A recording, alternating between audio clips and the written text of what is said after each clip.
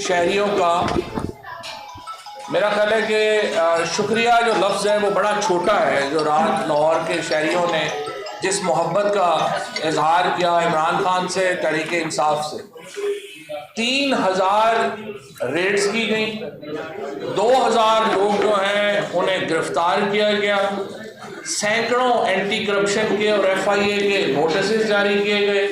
اس کے بعد صرف یہی نہیں ہوا، اس کے بعد پورا لاہور شہر کنٹینر سے بلاک کر دیا گیا، داخلی اور خارجی راستے بند کر دیے گئے، مینار پاکستان کی طرف جانے والے تمام راستوں کو کلومیٹرز میں کنٹینر لگا کے جو ہے وہ بند کیا گیا، اور اس کے باوجود لاکھوں لوگوں نے رات کو وہاں پر پہنچ کر اس فسطائی حکومت کے ہتھ کنڈوں کو مسترد کیا، اور اس حکومت کو کہ وزیر اعلیٰ اور کابینہ ان کے منہ جو ہیں ان کے منہ پہ ایک زناٹے دار تھپڑ مارا پاکستان کے لوگوں نے، اور خصوصاً لاہور کے لوگوں نے، اور بتایا کہ لاہور اس وقت عمران خان کے ساتھ کھڑا ہے جس طرح پورا پاکستان اس وقت عمران خان کے ساتھ کھڑا ہے۔ اس حکومت کے جو فسطائی ہتھ کنڈے ہیں، جو ظلم، جو جبر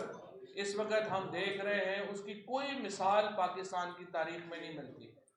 ہم نے دیکھا ہی نہیں ہے، بدترین مارشل لاء میں یہ نہیں ہوا کہ راتوں کو جا کے چادر چار دیواری کو پامال کیا جائے، خواتین کے اوپر، اور فروغ حبیب کل آپ نے دیکھا ان کے گھر کے اوپر چھاپا پڑا، گھر میں خواتین کے علاوہ کچھ نہیں تھا۔ عمران خان پاکستان کے سابق وزیر اعظم وہ جاتے ہیں عدالت کے حکم کے اوپر اسلام آباد، اور ان کی بیگم اکیلی گھر کے اوپر ہوتی ہیں، اور پیچھے سے ایک پولیس کا چھاپا آتا ہے اور چادر چار دیواری کا کو پامال کر کے وہاں سے وہ جوس کے ڈبے تک اٹھا کے لے جاتے ہیں۔ اس کے اوپر ہم نے ایف آئی آر دی ہے، جس کے اوپر سیشن کورٹ نے اپنا فیصلہ دینا ہے، جس میں ہم نے محسن نقوی کو، آئی جی پنجاب کو، سی سی پی او لاہور کو نامزد کیا ہے۔ جس طریقے سے اینٹی کرپشن کے نوٹسز دیے جا رہے ہیں، ایف آئی اے کے نوٹسز دیے جا رہے ہیں، عمران خان کے اوپر جو کیسز بنائے گئے ہیں، یہ تمام فسطائی ہتھ کنڈے آپ کے سامنے ہیں۔ لیکن اس حکومت نے ایک نئی حد پار کر دی ہے، اور وہ یہ ہے کہ اب لاہور سے لوگوں کو اٹھا کے مسنگ پرسنز بنایا جا رہا ہے۔ اظہر مشوانی آج تیسرا دن ہے، ہمیں اظہر مشوانی کا کچھ پتہ نہیں۔ اظہر کی جو فیملی ہے، اظہر کا جو خاندان ہے، وہ تو اس کے اوپر پریشان ہے ہی، لیکن اظہر مشوانی ہمارے پی ٹی آئی کی سوشل میڈیا کے فوکل پرسن اور پاکستان کے نوجوانوں کے دل کی دھڑکن، جس طریقے سے ان کو اغوا کیا گیا، جس طریقے سے وہ اب تک مسنگ پرسن ہیں، یہ ناقابل قبول ہے۔ شاہد حسین لندن چھوڑ کے پاکستان آئے کہ جی میں یہاں پہ پاکستان کے لیے کچھ کنٹریبیوٹ کرنا چاہتا ہوں، برٹش نیشنل، ان کو غائب کر دیا گیا ہے، ان کا بھی 3 دنوں سے کچھ پتہ نہیں ہے کہ وہ کدھر ہے۔ میں آپ کو بتاؤں، اس کے ساتھ ڈاکٹر عمران جلال کے اوپر جو تشدد ہوا، ڈاکٹر عامر کے اوپر جو تشدد ہوا، ان کے والد ڈاکٹر مظفر جو فوج سے کیپٹن ڈاکٹر ریٹائرڈ ہوئے، کیپٹن مظفر نیازی، ان کو ہارٹ اٹیک ہو گیا، وہ جان سے چلے گئے جو ان کے بیٹوں کے ساتھ ہے۔ جو خواتین کے ساتھ کیا جا رہا ہے، لوگوں کو گھروں میں گھس کے جو خواتین کی بے عزتی کی جا رہی ہے۔ عامر مغل جو ہمارے اسلام آباد کے ایک سرکردہ تحریک انصاف کے لیڈر ہیں، ان کے گھر میں گئے، عامر گھر پہ نہیں تھے، ان کے 10 سال کے بچے کو، 13 سال کے بچے اور 15 سال کے بچے کو پولیس اٹھا کے لے گئی کہ جب عامر مغل آئے گا تو پھر ہم ان کو اور حوالے کریں گے۔ کیا یہ پولیٹیکل ورکرز کے ساتھ اس سے پہلے اتنا بہیمانہ سلوک آپ نے کبھی سنا بھی ہے؟ ایسا تو جو ہے وہ بدترین بادشاہتوں میں نہیں ہوتا جو اس طریقے سے ہو رہا ہے۔ ایک ورکر کے گھر پہ گئے، وہاں پہ وہ نہیں تھے موجود، ان کے 80 سال کے والد کو اریسٹ کر کے لے گئے کہ جب وہ آئے گا تو ہم آپ کو دیں گے۔ یہ ملک کو ہم نے کیا بنا دیا؟ یہ تو برما، نارتھ کوریا اور اس طرح کے ملکوں کو جو ہم سمجھتے تھے، یوں لگ رہا ہے کہ ناقضی جو ہے وہ پاکستان کے اوپر حکمرانی کر رہے ہیں اور ہم سب جو ہیں ان کے لیے کوئی حیثیت اوقات ہی نہیں ہے۔ پاکستان کے لوگوں کو آپ اس طرح سے انسلٹ نہیں کر سکتے، پاکستان کے لوگوں کی اس طرح کی بے عزتی برداشت ہم نہیں کر سکتے۔ آج انٹرنیشنل کمیونٹی میں پاکستان کے بارے میں شدید تشویش پائی جاتی ہے، چاہے امریکن سینیٹرز ہوں، چاہے برطانیہ کے ریپرزنٹیٹیوز ہوں، چاہے یورپی یونین کے لوگ ہوں، اور اسلامی ملکوں نے بھی اس کے اوپر پاکستان کے اور تحریک انصاف کی ورکرز کے ساتھ جو سلوک ہو رہا ہے اس پر آواز اٹھائی ہے۔ لیکن میں آپ کو بتا دوں، جس طریقے سے یہ حکومت چل رہی ہے، پاکستان کو دوبارہ یہ فیٹف کی لسٹ میں ڈلوائیں گے، پاکستان کا جو ہمارا اسٹیٹس ہے، اسپیشل اسٹیٹس ہے یورپی یونین کا، وہ ختم کروائیں گے، اور پاکستان کے اوپر دوبارہ یہ سینکشنز کی طرف ہم جا رہے ہیں، ایک ایسے وقت میں جب پاکستان کے معاشی حالات تباہ و برباد ہو چکے ہیں۔ 11 مہینوں میں پچھلے دیکھیے حالت یہاں پہ پہنچی ہے کہ 3 دنوں میں گزشتہ 72 گھنٹوں میں 6 لوگ آٹے کی قطار میں لگ کے اپنی جان کھو چکے ہیں۔ خیبر پختونخوا میں اب سے کچھ دیر پہلے آٹے کے اوپر جو ہے وہ لاٹھی چارج کیا ہے پولیس نے۔ یہ ہمارے حالات انہوں نے کر دیے ہیں۔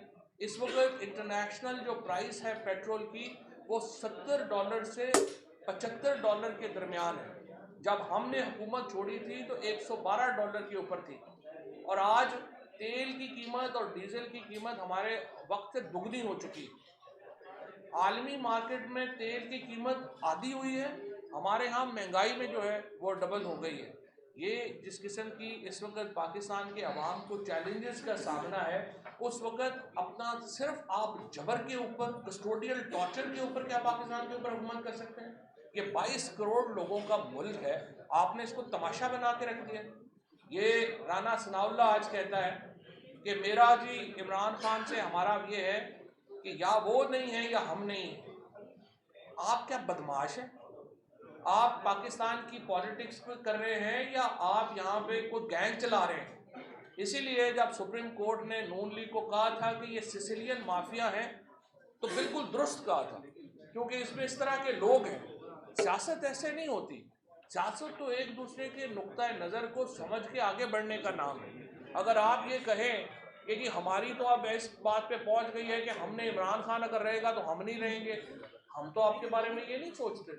ہم تو سوچتے ہیں کہ اگر ہم بھی اقتدار میں آئیں گے تو آپ کو سیاست کا بھرپور موقع دیا جائے گا۔ بے نظیر بھٹو 14 سیٹوں کے ساتھ اسمبلی میں آئی تھی، 2.5 سال کے بعد وہ پرائم منسٹر تھی، لیکن آپ اپنی شکست سے اتنے خوفزدہ ہیں۔ اور اب بے نظیر بھٹو کے جو بیٹے ہیں، جو بیسیکلی انہوں نے تو بھٹو کو ختم ہی کر دیا ہے، زرداری صاحبان نے، انہوں نے جو سیاست کی ہے، یہ آپ دیکھیے ایک سائیڈ کک بن گئے ہیں نون لیگ کی۔ نہ کوئی آواز ہے، نہ آئین کے اوپر ان کا کوئی سٹینڈ ہے کسی پارٹی کا۔ جے یو آئی مفتی محمود صاحب کا، مولانا فضل الرحمان صاحب کے والد 1973 کے آئین کے سیکریٹری، لیکن نہ ان کو اپنے والد کے کوئی اہمیت اور احساس ہے، نہ بلاول کو اپنے نانا کا پرنسپلز کا کوئی احساس ہے۔ تو جس طریقے سے یہ لوگ جا رہے ہیں، جس طریقے سے یہ لوگ آگے بڑھ رہے ہیں، میرے خیال میں یہ پاکستان کے اندر ایک بہت بڑے کرائسس کو جنم دے چکے ہیں۔ اور یہ کہنا کہ عمران خان کے ہوتے ہوئے ہماری کوئی حیثیت ہی نہیں ہوگی، آپ اتنے خوفزدہ ہیں کہ آپ الیکشن سے بھاگ گئے ہیں۔ آپ نے سپریم کورٹ کا انسٹیٹیوشن ختم کر دیا ہے، آپ نے آئین کا انسٹیٹیوشن ختم کر دیا ہے، نہ اب پاکستان میں آئین ہے، نہ پاکستان میں سپریم کورٹ ہے۔ اور اس وقت تمام نظریں سپریم کورٹ کے اوپر ہیں کہ وہ کیسے ان معاملات کو آگے بڑھاتی ہیں۔ آج صدر مملکت نے جو خط لکھا، آپ نے دیکھا ہوگا، اس کا جواب آیا ہے شہباز شریف کی طرف سے۔ آپ اس کے جواب سے اندازہ لگا لیجئے کہ شہباز شریف کس قدر بودے اور کس قدر چھوٹے آدمی ہیں۔ صدر مملکت نے اپنے خط میں جو سوالات اٹھائے ان میں سے ایک کا جواب بھی نہیں دیا گیا۔ صدر مملکت نے صرف یہ کہا ہے، نون لیگ کو یہ مشورہ دیا ہے کہ جناب آپ آئین کے اوپر عمل درآمد کریں، آپ آئین کے مطابق آگے بڑھیں۔ اور جو شہباز شریف کی آگے اس کا جواب ہے وہ یہ لگ رہا ہے کہ ان کے کسی میڈیا کے بندے نے ان کو پریس ریلیز لکھ کے دے دی ہے نون لیگ کی طرف سے۔ جو صدر کا خط ہے وہ آئین کی بنیاد کے اوپر لکھا گیا ہے اور اس کا جواب اس قدر بےہودہ دیا گیا ہے کہ اس سے لگتا ہے کہ وہ کوئی نون لیگ کے کوئی ترجمان ہے جو کہ جس نے وزیر اعظم کا خط جو ہے وہ لکھا ہے۔ آئین کے اوپر عمل درآمد کے علاوہ پاکستان میں کوئی راستہ نہیں ہے، آئین ہی کے اوپر عمل ہوگا اور ہم آگے جائیں گے۔ پاکستان میں جبری گمشدگیوں کی کوئی گنجائش نہیں ہے۔ پاکستان میں جو لوگ جبری گمشدگیوں میں ملوث ہیں ان کو حساب دینا ہوگا۔ یہ ممکن نہیں ہے کہ پاکستان میں آئین بھی رہے، پاکستان میں قانون بھی ہو اور پاکستان میں جبری گمشدگیاں بھی چل رہی ہوں۔ پنجاب کی جو پولیس ہے، سی سی پی او لاہور، آئی ٹی پنجاب، اس میں سویئرلی ملوث ہے، ان کو انشاءاللہ ہم انٹرنیشنل فورمز کے اوپر بھی ایکسپوز کر رہے ہیں، ہم ان کو پاکستان کے فورمز کے اوپر بھی بتا رہے ہیں کہ یہاں پہ بھی آپ کے خلاف قانونی کارروائی ہوگی، اور انشاءاللہ تعالیٰ پاکستان میں آئینی حکومت بہت زیادہ دور نہیں ہے۔ الیکشنز ہونے ہیں اور الیکشن سپریم کورٹ کے ساتھ اس وقت پوری قوم جو ہے وہ سپریم کورٹ کے ساتھ کھڑی ہے۔ اسد عمر صاحب آگے ہیں، لہٰذا میں اب ان سے ریکویسٹ کروں گا کہ بات۔ بسم اللہ الرحمن الرحیم جی، پاکستان جیسے ابھی بات کر رہے تھے، پاکستان اس وقت دورائے پہ اور ایک فیصلہ کن موڑ کے اوپر ہے پاکستان، اور فیصلہ یہ ہونے کے لیے جا رہا ہے کہ کیا پاکستان ایک ایسا ملک ہوگا جہاں پر آئینی جمہوریت ہے، جہاں پر قانون کی بالادستی ہے، جہاں پر ایک عام شہری کے بنیادی حقوق کی کوئی حفاظت ہے، یا پاکستان ایک ایسا ملک بننے کے لیے جا رہا ہے جو ماورائے آئین ملک چلے گا، اور جب ماورائے آئین چلے گا تو ظاہر ہے اس کا مطلب کہ اس ملک کے اندر نہ کوئی جمہوریت کی گنجائش ہے، نہ کوئی آزاد میڈیا کی گنجائش ہے، نہ عوام کے شہریوں کے بنیادی حقوق کی کوئی گنجائش ہے۔ پھر تو جس کے پاس طاقت ہے اس کی مرضی ہے کہ وہ کس کے ساتھ کیا کرنا چاہے اور کیا نہ کرنا چاہے۔ یہ آنے والا ہفتہ جو ہے، یہ ہفتہ پاکستان کی تاریخ کے لیے میرے خیال میں ایک موڑ ثابت ہوگا۔ مجھے یقین ہے کہ سپریم کورٹ پاکستان کی اعلیٰ عدلیہ جو ہے وہ کوئی 1950 والی اب عدلیہ نہیں ہے، نہ یہ 1950 والا پاکستان ہے، اور وہ جو کہتے ہیں کہ جسٹس منیر مومنٹ نہیں ہونے والا، یہ عدلیہ اپنے آپ کو آئین کا دفاع کرتے ہوئے نظر آئے گی ہم سب کو۔ عدلیہ کو یہ پتہ ہے کہ ساری قوم ان کے پیچھے کھڑی ہوئی ہے، اور ایک ایسا پاکستان جہاں پر یہ صورتحال ہو کہ ملک کے سب سے بڑے صوبے پنجاب کے دارالحکومت لاہور کے اندر ایک مڈل کلاس کا پڑھا لکھا نوجوان اظہر مشفانی جو ہے اس کے بنیادی حقوق سلب کر لیے جائیں سارے پاکستان کے دیکھتے دیکھتے۔ اگر وہ کوئی ایسی بات کر رہا ہے جو آپ کو پسند نہیں ہے، آپ دلیل سے جواب دیں، آپ مقابلہ کریں اس کی دلیل کا، اس کی منطق کا۔ آپ کے خیال میں اس نے قانون کی خلاف ورزی میں کوئی بات کی ہے تو آپ قانون کے تحت اس کے خلاف کارروائی کریں، اپنے الزامات لگائیں، پرچہ کٹائیں۔ یہ کون سا پاکستان ہے کہ لاہور کے اندر، جیسے میں نے کہا، ایک پڑھا لکھا نوجوان جو ہے وہ اغوا کر لیا جائے اور یہی نہ پتہ چلے کہ کون اٹھا کے لے گیا ہے، کیوں اٹھا کے لے گیا ہے؟ شاہد حسین اوورسیز پاکستانی، اس کو اٹھا کے لے جائیں، یہی نہ پتہ چلے کہ اس کے اوپر الزام کیا ہے، کس نے اٹھایا ہے، اس کو وہ پتہ نہ چلے۔ حسان نیازی کو آپ یہاں پر اٹھائیں، وہ بیٹھا ہوا اے ٹی سی کی عدالت میں، دہشت گردی کی عدالت میں اس کے ساتھ بیٹھا ہوا تھا وہاں پہ، جس وقت کا وہ پرچہ کٹا ہوا ہے کہ وہ پتہ نہیں کیا کر رہا تھا، اس وقت وہ میرے ساتھ بیٹھا ہوا تھا دہشت گردی کی عدالت میں۔ ہم وہاں سے نکلے، آدھے گھنٹے بعد پتہ چلا ادھر سے اٹھا لیا، ادھر سے اٹھا کے کوئٹہ لے کے چلے گئے، اسلام آباد میں بھی بیل ہو گئی، کوئٹہ میں بیل ہو گئی، اب لاہور کا کوئی پرچہ کاٹ کے رکھ دیا ہے۔ تو یہ ملک جس طریقے سے ہم چلانے کی کوشش کر رہے ہیں، یہ پاکستان کی تباہی کے علاوہ ہم اس کو کہیں نہیں لے جا رہے۔ اور جیسے میں نے کہا کہ ایک تاریخی موڑ آ گیا ہے۔ کل میں لاہور کے عوام کو مبارکباد دینا چاہتا ہوں۔ الحمدللہ تمام خوف و ہراس، تمام گرفتاریوں، تمام کنٹینرز کے باوجود جس بڑی تعداد میں لاہوری نکلے ہیں اور خود نکلے ہیں، کل تو ہماری کوئی تنظیمیں بھی نہیں، وہ تو بیچارے زیادہ تر تو سینکڑوں بندہ تو گرفتار ہو کے بیٹھا ہوا ہے، تو کوئی ہے بھی نہیں کہ جو موبلائز کرنے والا وہاں پہ ہوتا گراؤنڈ پہ، خود نکلی ہے عوام۔ لوگ کہتے ہیں اپنے کپتان کے لیے لکھنی ہے، اپنے کپتان کے لیے نہیں، اپنے لیے نکلی ہے. ان کو نظر آ رہا ہے کہ پاکستان کا مستقبل کدھر جا رہا ہے. تو انشاءاللہ تعالی پاکستان جو ہے اس تاریک رات سے گزر رہا ہے، اس میں کوئی شک نہیں ہے. فسطائیت اپنے عروج پہ ہے، لیکن میرا ایمان، میرا یقین یہ کہتا ہے کہ رمضان کے مہینے میں پاکستان بنا تھا. اللہ تعالیٰ نے ہمیں ملک دیا تھا ایک رمضان کے مہینے میں، اور رمضان کے اسی مہینے میں انشاءاللہ تعالیٰ اس کی بہتری کا سفر بھی شروع ہوگا، اور انشاءاللہ تعالیٰ پاکستان بہتری کی طرف جائے گا. یہ بتائیے کہ کیا 1970 میں ایسے حالات پیدا ہو گئے ہیں کہ ہم جمہوریت کا خواب دیکھتے دیکھتے کسی اور راستے کبھی چل پڑیں گے؟ دیکھیں اس وقت مینڈیٹ تو نہیں مانا جا رہا. جب مینڈیٹ نہیں مانا جاتا تو اس کو ہم یہی کہتے ہیں کہ یہ 1970 میں بھی یہی حالات تھے.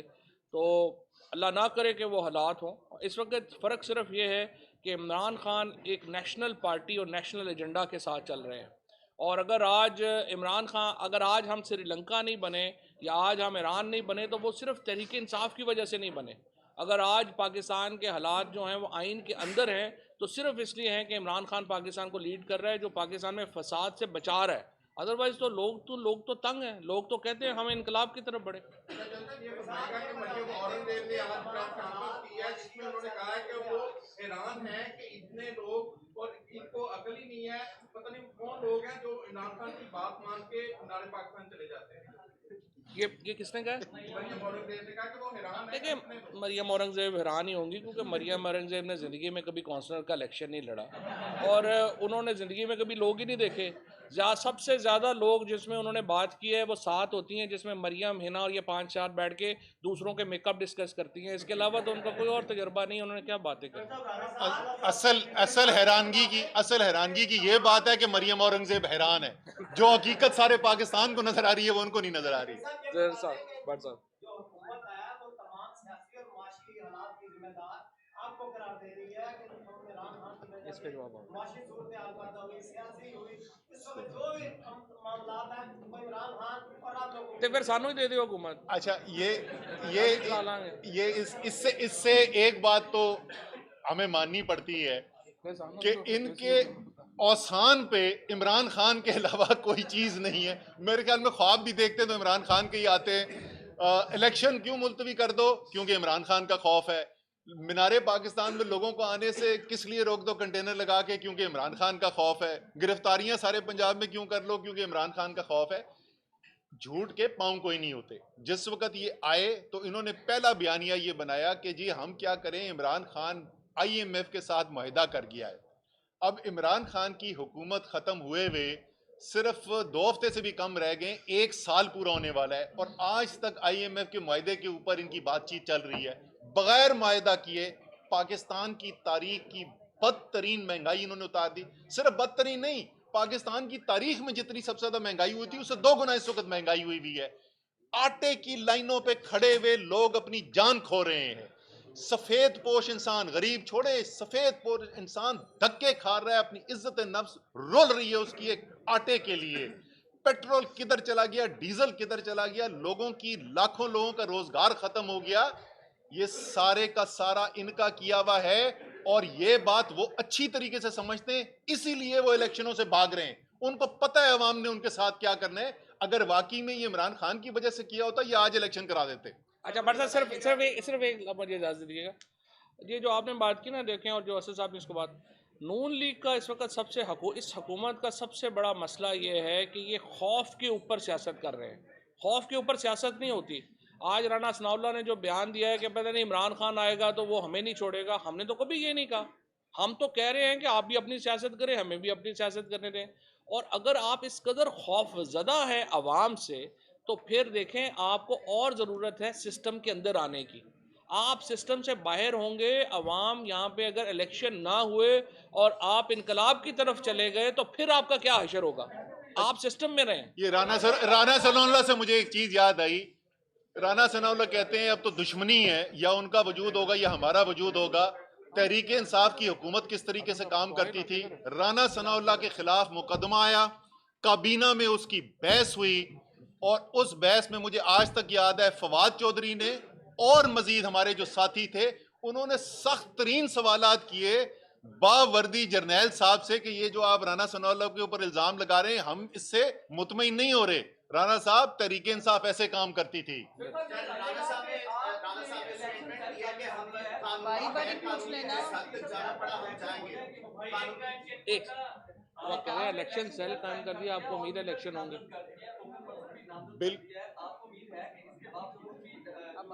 इंशाल्लाह जी 100% इलेक्शन की तरफ मुल्क जाएगा। ये किसी सूरत में मुमकिन नहीं है कि पाकिस्तान की आला अदलिया पाकिस्तान के आइन से इनहराफ होने दे। दिन दहाड़े पाकिस्तान के आइन से इनहराफ करने की कोशिश की गई है, किसी सूरत में ये बचेगा नहीं। ये जो फैसला उन्होंने किया है, हमारी पटिशन कल जो है सुप्रीम कोर्ट के अंदर दायर करा दी गई है। हमारी उम्मीद है कि चीफ जस्टिस साहब उसका जल्द बेंच बना देंगे और कल ही इसके ऊपर समाअत भी शुरू हो जाएगी। लेकिन चलें, कल होती है परसों होती है, इसमें कोई शक नहीं है फैसला क्या आने वाला है। हम पहले भी ऐलान कर चुके हैं, तमाम तहरीक इंसाफ के पंजाब के जो उम्मीदवार हैं टिकटों के हलकों के अंदर मौजूद हों, अपनी इलेक्शन कैंपेन करें, इंशाल्लाह ताला इलेक्शन होगा। राणा साहब की स्टेटमेंट कि हमें कानूनी गैर कानूनी जो भी हर बार इस्तेमाल करना पड़ा, हम हद तक जाएंगे, कानूनी गैर कानूनी जो भी। आज सो मोटो लेने वाले क्यों खामोश बैठे हैं? सोमोटो लेने वाले खामोश तो नहीं बैठे हैं। राणा साहब को जो घबराहटें आ रही हैं वो सोमोटो से लेके अदलिया की जो फंक्शनैलिटी है उसी से आ रही हैं। राणा साहब जो हैं वो घबरा गए हैं।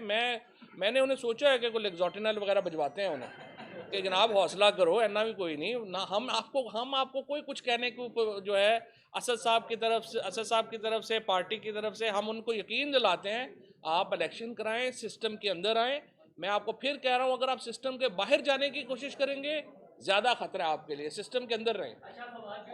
अच्छा, आप आखिरी सवाल, फिर हमने ये अजहर के भाई हैं। आपकी और असद उमर साहब की जनरल बाजवा से बड़ी मुलाकातें भी रही हाँ हैं। जी, उन्होंने कहा कि इमरान खान और ने असद उमर को सीधे खुराना से मेरे कहने पे हटाया।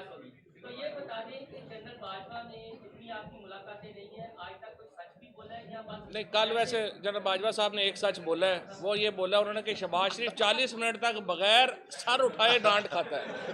ये बाजवा साहब सही कह रहे हैं। अच्छा, और एक सवाल है कि जिन सवालों की हदायत दिखाते हुए बाइक्स उठाई गई हैं वो हमेशा पीटीआई पूरा करेगी या हुकूमत के हिसाब से? ये हम इस CCPO और वज़ीर आला से 2-2 बाइक्स लेंगे इंशाल्लाह, फिक्र ना करो। अच्छा, एक मिनट, अजहर मशवानी के भाई हैं। अजहर मशवानी के भाई और फैमिली जिस करब से गुजर रही है उसका अंदाज़ा तो ज़ाहिर है कि किसी को और वो उस तरह नहीं कर सकता। पूरा पाकिस्तान ही वैसे तो करब से गुजर रहा है, बट मेरा रिक्वेस्ट होगी कि आप माइक भी आप बताएं क्या शुरू कैसे उठाया गया, आपको कैसे पता चला, वो पूरा बात को। अजहर मशवानी वैसे रोज़ाना